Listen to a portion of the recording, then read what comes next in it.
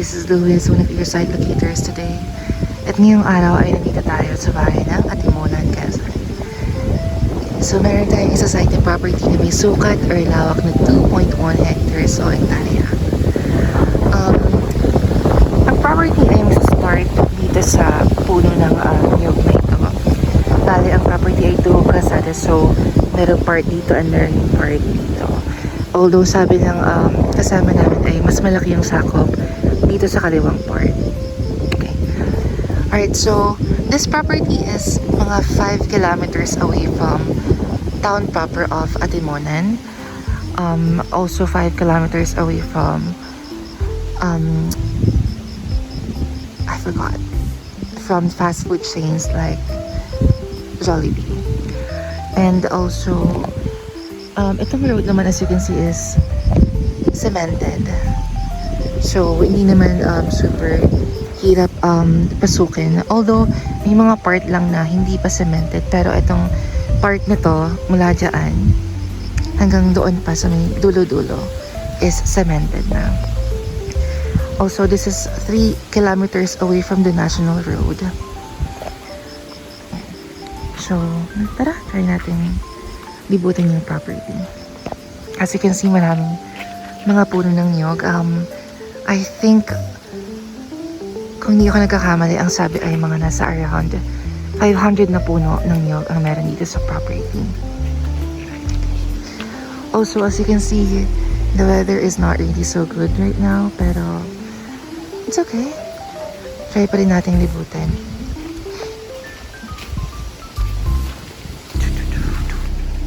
Okay. So, ang property ay may bukal. Nakita ko sa inyo. Although parang walang tubig ngayon. Hindi ko alam kung bakit, pero konti lang yung tubig ngayon.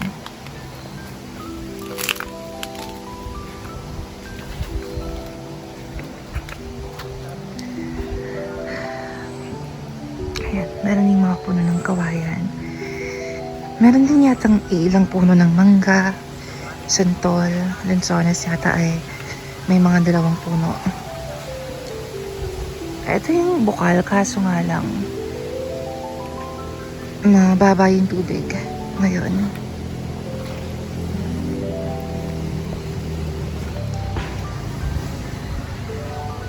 Again, ito yung part na na mas malaki yung sakop. Like what I mentioned, ito ay 2 kalsada. So sa part na yun or sa kanang part is medyo mas maliit compare dito. Hindi ko lang din sigurado kung gaano kalaki yung sakop nitong sa part nito.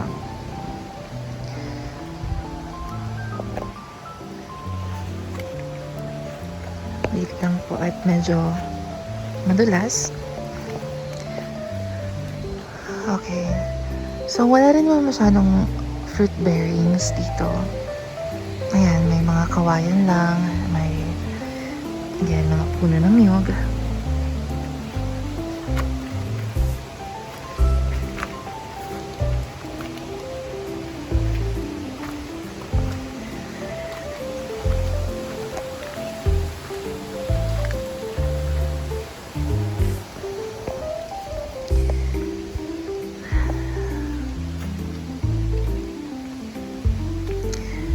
Also, this property is my PCP.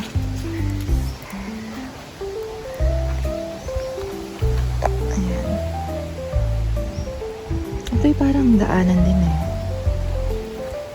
Kanina may nakita akong dumaan dito.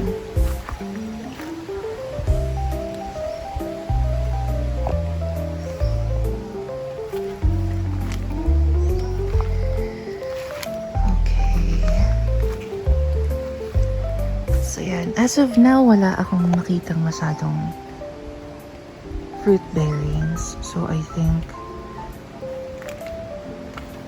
wala ring masyadong dito, mga tanim.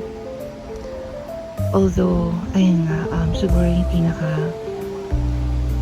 main product dito is ayang mga niyog. Again, nasa 500 na puno ng niyog ang meron dito. Sige, try natin tingnan sa part nito kung may makikita tayo. Mga fruit berry.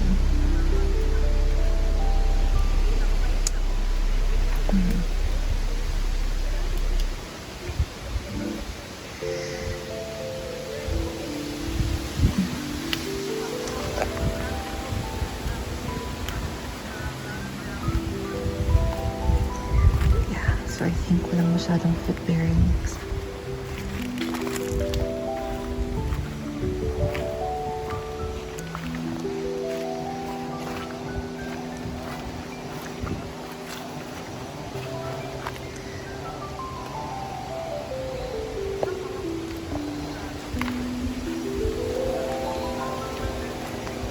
Sige, try naman natin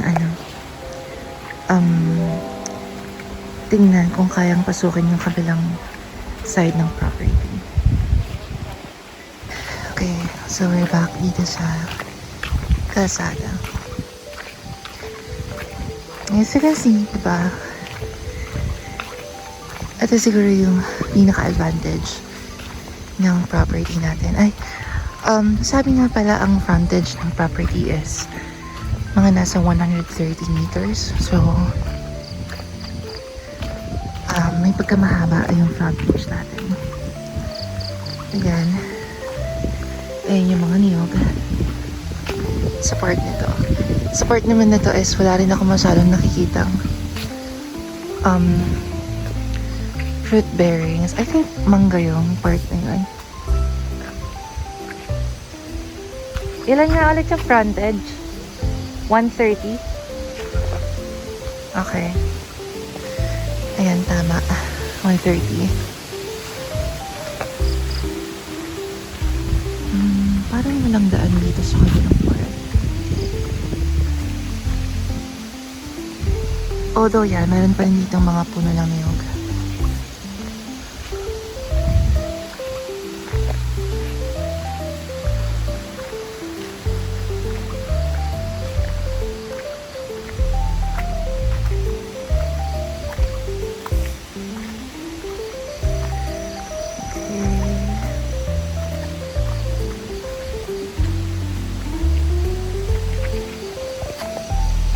Okay, nandito pa rin tayo sa kaliwang side ng property. Right now, wala pa rin ako nakikitang fruit bearings. Parang mga pa lang sila eh. Puro mga damo lang or ligaw na halaman. Again, ayan pa rin yung mga puno ng niyog. Check natin yung kabila. Kung kaya. Ito lang yung nakita kong daan.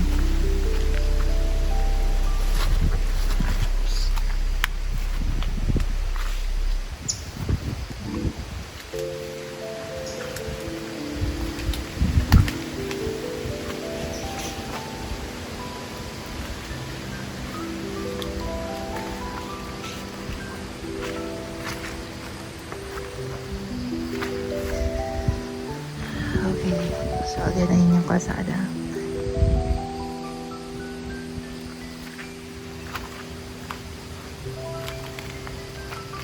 Parang wala pa rin fruit bearings dito.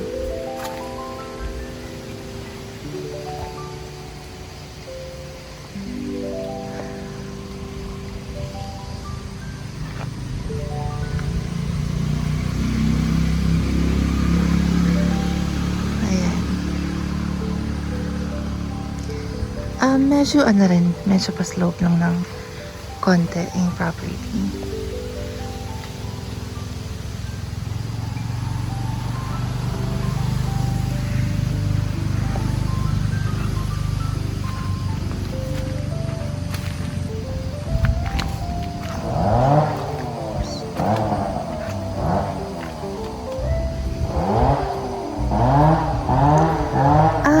I'm so sorry sa ingay. Hindi ko sure kung yun, dalandan or hindi ko sure kung yun or tawag mo? langita. But ito is puno ng mangga. Itong kinatatayuan natin right now is puno ng mangga. Again, pasensya na po sa ingay. Okay. So, yeah, again guys, thank you so much sa patuloy na panonood sa aming mga vlogs. If you have any questions, any inquiries, huwag na huwag kayo mahiyang mag-message or tumawag sa mga numbers na nasa itaas. Again, this is Louis, one of your side locators today. Thank you so much and see you on our next vlogs. Bye!